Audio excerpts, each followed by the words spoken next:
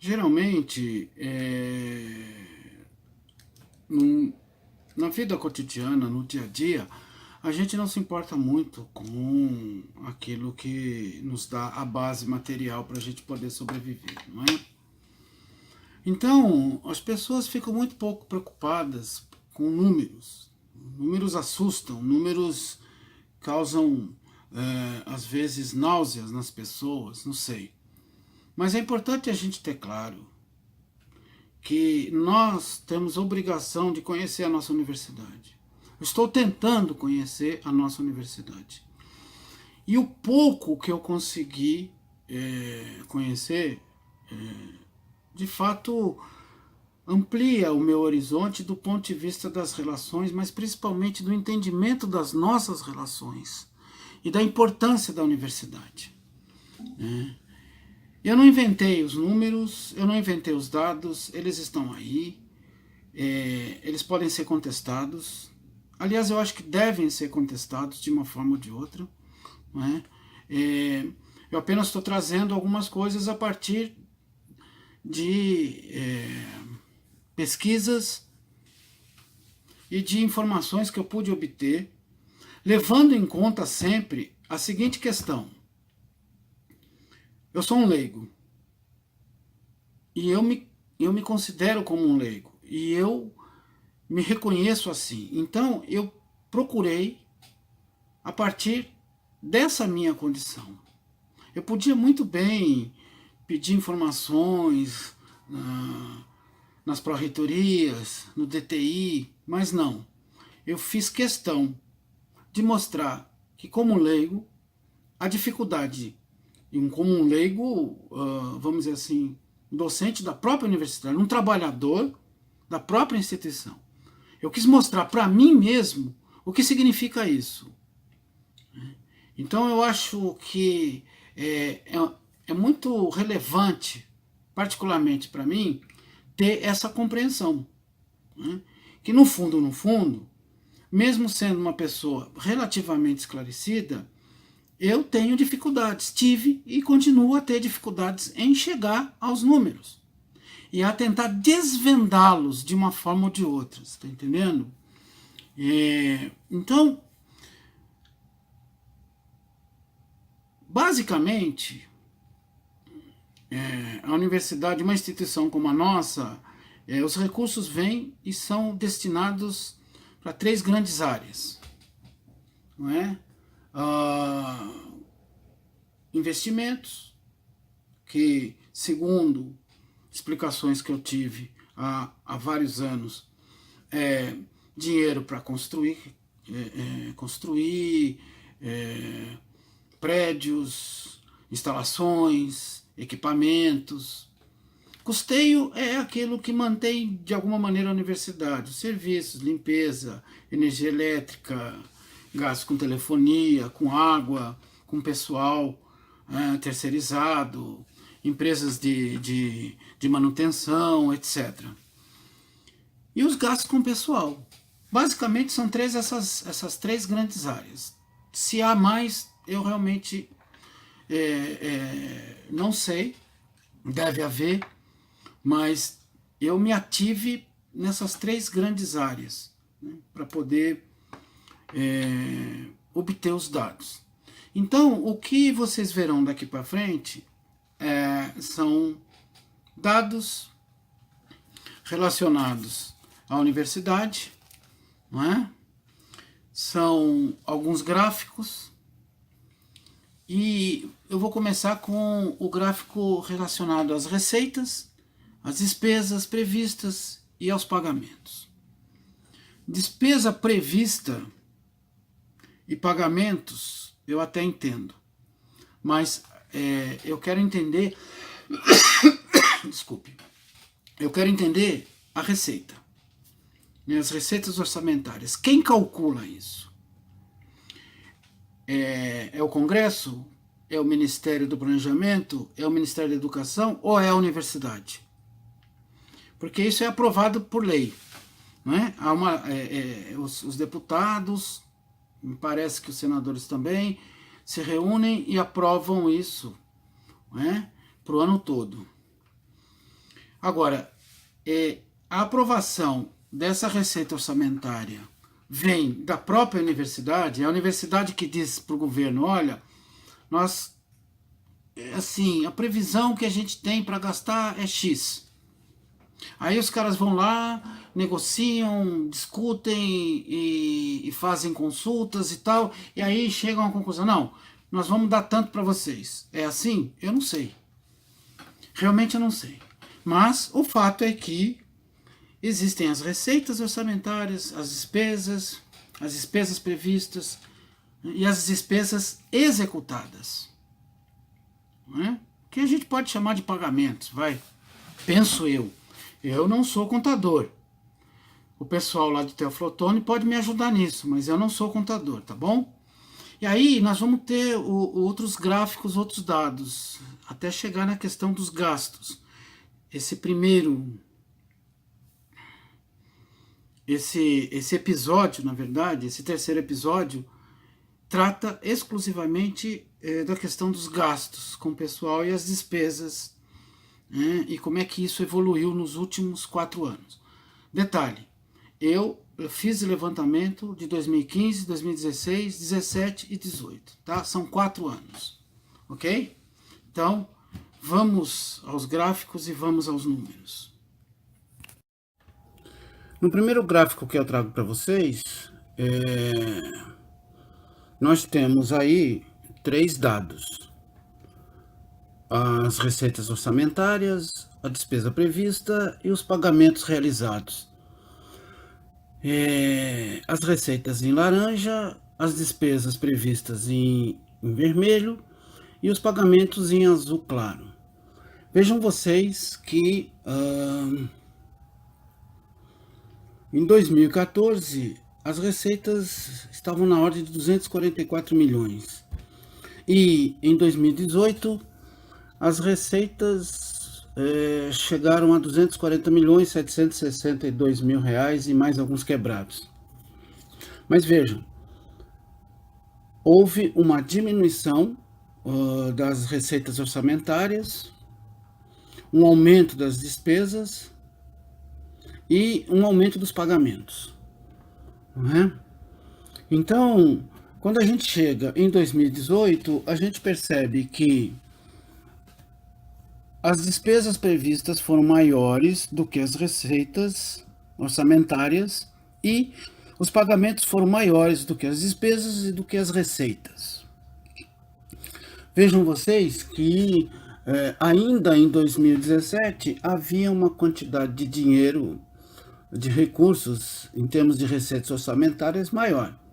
Aliás, maior inclusive do que em 2016. Mas o foco, eu acho que agora se restringe praticamente a 2018. Vejam vocês que os pagamentos realizados foram maiores do que os outros 2 itens. Pois bem, vejam, eu pelo menos entendo os pagamentos realizados, entendo até a despesa prevista. Agora, como é calculada a despesa prevista, realmente eu não tenho nenhuma noção. E com relação às receitas orçamentárias, que é um projeto de lei, se não me engano, também eu não sei dizer, eu não sei se alguém pode explicar isso. Eu acho que, evidentemente, o pessoal da burocracia, da administração pode muito bem explicar essa questão, né? Agora, o montante determinado para isso é que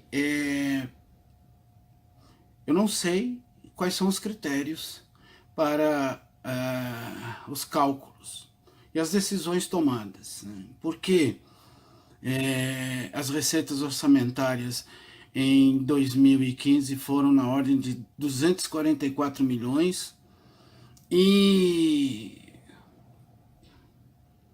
em 2018 240 milhões. Quer dizer, o que existe aí, para a gente poder entender como leigo, o que realmente acontece, né? Eu acho isso muito importante. Aqui a gente pode perceber com um pouco mais de clareza a relação entre despesas previstas e despesas executadas do orçamento, né? São apenas os dois itens daqueles três do gráfico anterior, né? As despesas previstas a gente pode encontrar no portal da transparência, no item relacionado à universidade, né? Então, a gente percebe que as despesas previstas foram maiores em 2015 e 2017 e as despesas executadas foram maiores em 2016 e 2018, tá? É importante dizer o seguinte, para mim que sou leigo, o que importa, a verdade é as despesas executadas do orçamento, ou seja, aquilo que de fato foi feito. Esse é o ponto que eu acho que é importante para mim, é o que mais vale na relação e principalmente na análise que a gente tem que fazer. E agora, o ponto mais importante que eu acho, que eu considero, é os gastos, são os gastos com o pessoal, não é? Então, daqui para frente, eu quero mostrar para vocês o tamanho disso e o número de servidores que a UFVJM tem espalhados pelos campi e também mostrar esse gargalo, que me parece uma coisa importante de ser discutida. Veja, com relação aos números de técnicos administrativos e docentes, professores, esses números podem ser encontrados no portal da transparência, no INEP, e se a gente quiser obter essas informações por meio da universidade, nós temos que pedir ou ao DTI ou então à Progep. Significa dizer que nem sempre esses números batem. Nós vamos perceber uma evolução do número de TAs nos últimos 2 anos, devido aos concursos, não é? Mas há sempre uma oscilação em relação ao número de professores, maior do que a de TAs. Porque professores que chegam, professores que passam em outros concursos, professores que pedem exoneração, enfim, né? Agora, com relação aos gastos,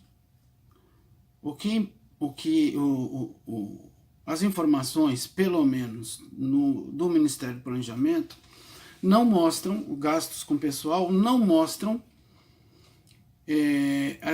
a diferença entre gastos com pessoal efetivo e gastos com pessoal terceirizado. A gente sabe que há muitos trabalhadores na universidade que têm contratos por meio de empresas terceirizadas, né? Ou por meio de uma empresa terceirizada, eu não sei, não é? Mas a gente percebe, a gente sabe, a gente vê isso no cotidiano, né? Trabalhadores que estão há anos na universidade, ocupam atividades importantes e, pelo menos nos dados gerais, não aparece essa diferenciação. Então, eu quero mostrar para vocês agora os dados referentes ao pessoal e os gastos com o pessoal. Esse gráfico, ele pode mostrar para nós com alguma clareza que o número de docentes na UFVJM desde 2015 tem se mantido maior do que os dos TAs. O que isso significa? Veja, em 2018,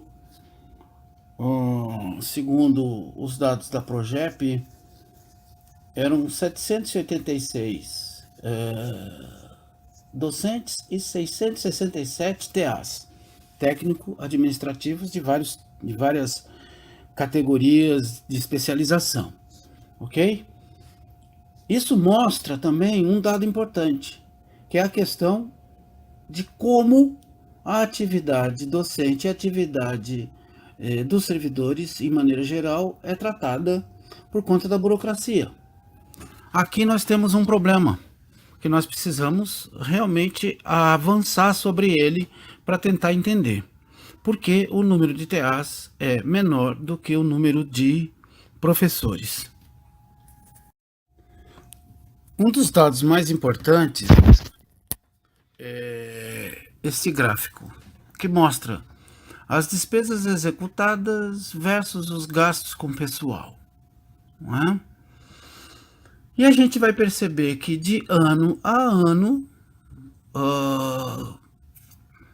os gastos com pessoal têm aumentado. Sem dúvida nenhuma, os gastos com as despesas executadas também aumentaram, mas essa margem tem diminuído de 2017 e 2018. Veja, se em 2018 o gasto com pessoal foi aproximadamente 200 milhões, porque isso é um cálculo arredondado, a universidade teve como despesas executadas 246 milhões e 54 mil reais, ou 540 mil reais. Pois bem, então fica uma margem pequena, e vocês podem perceber aqui em vermelho, né, que mostra essa diferença aqui. Né? Ou seja, o que sobra, no meu entendimento, pode ser que eu esteja errado, né? E pode ser que tudo isso que eu estou falando aqui não tenha nenhum sentido a partir dos dados que são públicos, né? Mas a margem para que a universidade gaste com investimentos e custeio fica cada vez menor. Cada vez menor. Né? Não sei por que também o gasto com pessoal diminuiu de 2017 para 2018. Mas esse é um dado muito relevante, talvez o mais importante de todos. E a participação de gastos com pessoal sobre as despesas executadas, a gente percebe aí uma linha tendencial. E nós chegamos em 2018 com o seguinte índice, em porcentagem. 81,12% das despesas executadas foi para pagamento e gastos com pessoal. E quando a gente fala gasto pessoal, a gente fala tudo, fala previdência, fala encargos e também aposentadoria, etc, etc, etc. Né? Então vejam vocês que nós temos uma quantidade muito grande de recursos apenas voltados para os gastos com pessoal. Agora, é importante também destacar o seguinte: se os gastos com pessoal ultrapassam 80%, chegam a 81,12%, nós precisamos também fazer a seguinte pergunta: o que sobra, que é cada vez menos em relação ao total, o que sobra para investimento e custeio, essa queda tendencial se deve a um estrangulamento, à PEC, que vai cortando gastos, e aí gastos com custeio e investimento, e o que sobra apenas é o salário, não é? Então, é importante dizer isso. Será que é a PEC que está realmente surtindo efeito agora na universidade? E aí, os gastos, as despesas executadas para investimentos e para custeio, né, são cada vez menores? Ou isso é um ato deliberado, tanto do Ministério da Educação quanto do Ministério do Planejamento, independentemente da PEC? Então a gente não sabe disso. Outro dado importante, ou uma reflexão que a gente tem que fazer nesse sentido é a seguinte: se em 2018 sobraram quase 46 milhões para investimentos e para custeio, e custeio é manutenção, limpeza, segurança, etc, etc, não é? O que fica para mim, de princípio, e aí nós vamos ver também a questão dos investimentos e dos custeios no próximo episódio, é que a única coisa de fato estatal que vem do Estado é o salário. Ou seja, o recurso estatal para a manutenção da universidade vai para as empresas. Ou seja, a universidade, em parte, já está semi-privatizada, porque não há nenhum serviço próprio da empresa. Se bem que existem serviços que a universidade tem de contratar. Energia elétrica, telefonia, água, esgoto, tratamento, não é? Isso tem que contratar, não tem jeito. Não é? Contrata da CEMIG, contrata da Copasa, eu não sei quais são os contratos relacionados à internet, à telefonia, enfim. Mas isso é importante. Importante dizer que a única coisa que vem direta do Ministério do Planejamento, pagamento, etc., é o salário, não é? Os recursos estatais para a manutenção da universidade são destinados às empresas. Ou seja, o Estado financia parte do capitalismo, sem dúvida nenhuma. Né? A gente não pode deixar de levar em conta isso. Está entendendo como é que é? No portal da universidade, lá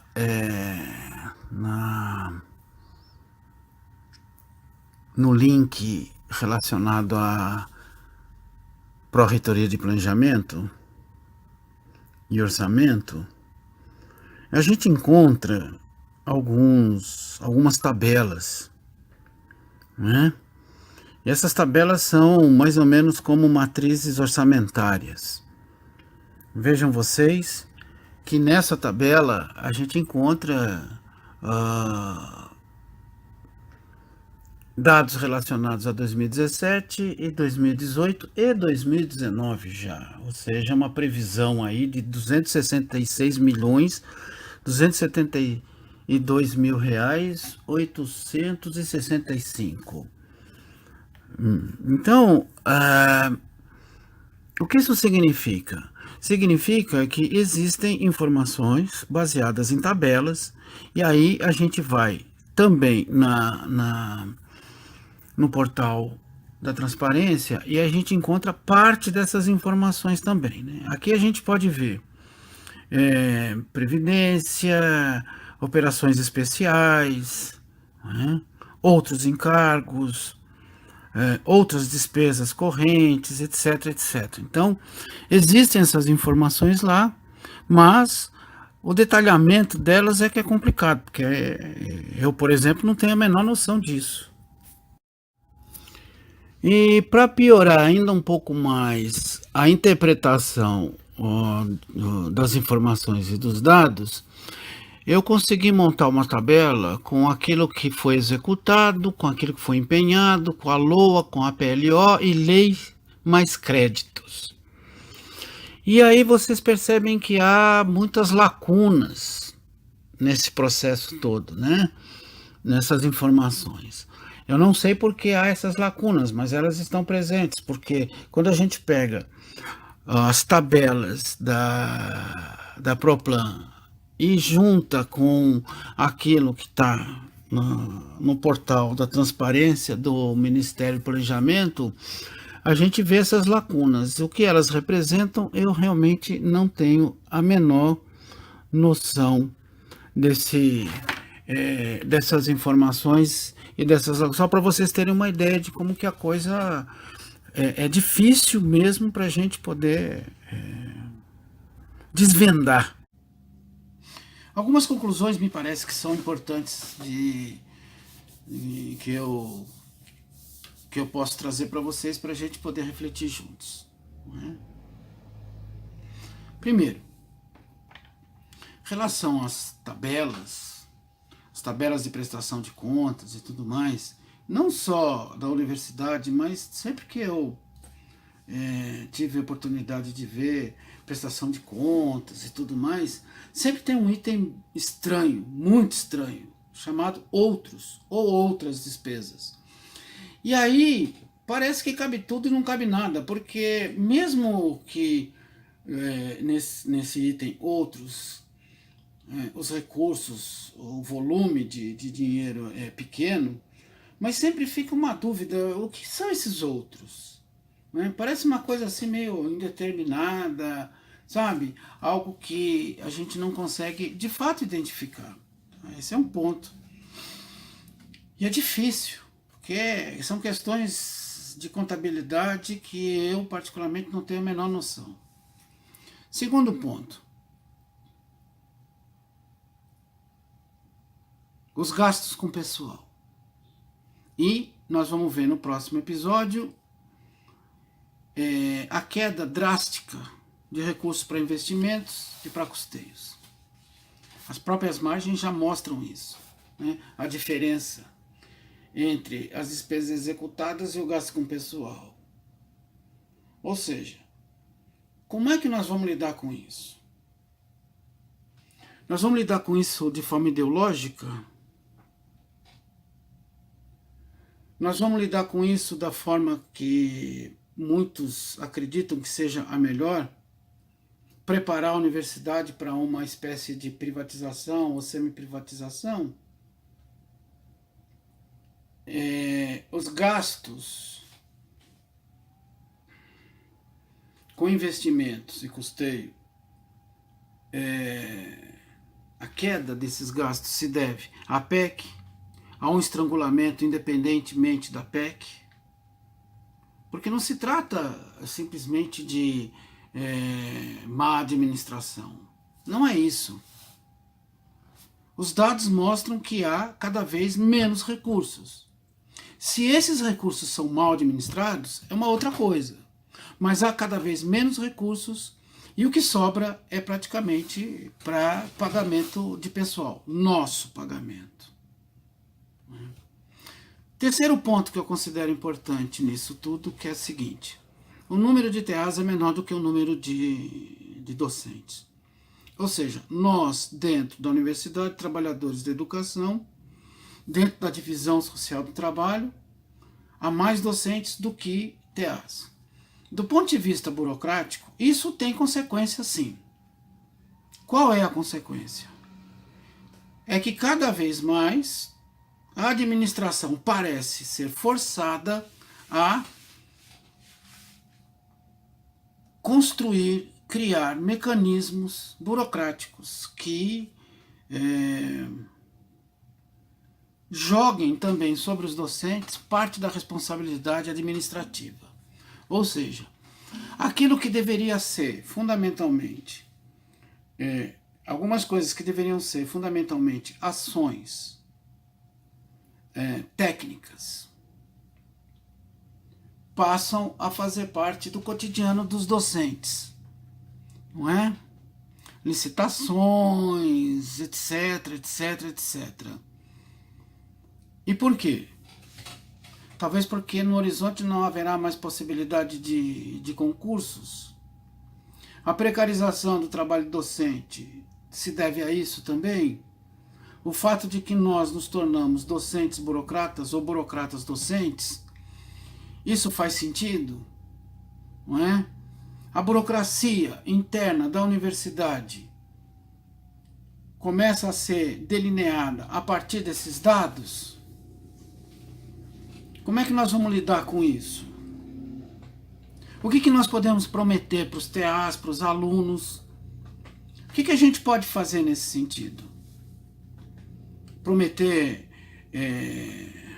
cargos, sendo que os números estão aí mostrando que nós praticamente estamos em condições de fechar, não é? Sendo obrigados a negociar emendas parlamentares, sendo obrigados a irmos a Brasília e bater na porta de todos os gabinetes, de todas as colorações ideológicas, ou aqueles que acham que por estarem próximos ao atual presidente terão mais recursos. Nós estamos diante de um estrangulamento. Do ponto de vista estatal mesmo, a única coisa que prevalece ainda é o salário que vem direto. Os gastos com investimentos e custeios são repassados quase todos para a iniciativa privada. Então, quando a gente fala da burocracia e quando a gente fala da casta burocrática que está em todos os estados e mantém um poder exatamente porque consegue executar as funções. E aí é uma coisa interessante, porque independentemente de quem entrar, me parece que nós vamos ficar à mercê desse processo burocrático e desse processo administrativo, porque nós, como leigos, não temos a menor noção, não sabemos exatamente o que acontece, e decifrar os números, ou melhor, decifrar o que é empenho, o que é despesa prevista, o que é despesa realizada, outros, o que é LOA, o que é PLO, etc, etc, é muito complicado, gente. Então, nós queremos o quê? Fazer uma campanha para quem? Se nós não temos noção do que está acontecendo dentro da universidade. Fica aí a dica. E não se esqueçam do que eu disse no episódio anterior, no episódio 2. Quem é que sustenta a universidade? Não se esqueçam. São os trabalhadores mais pobres desse país.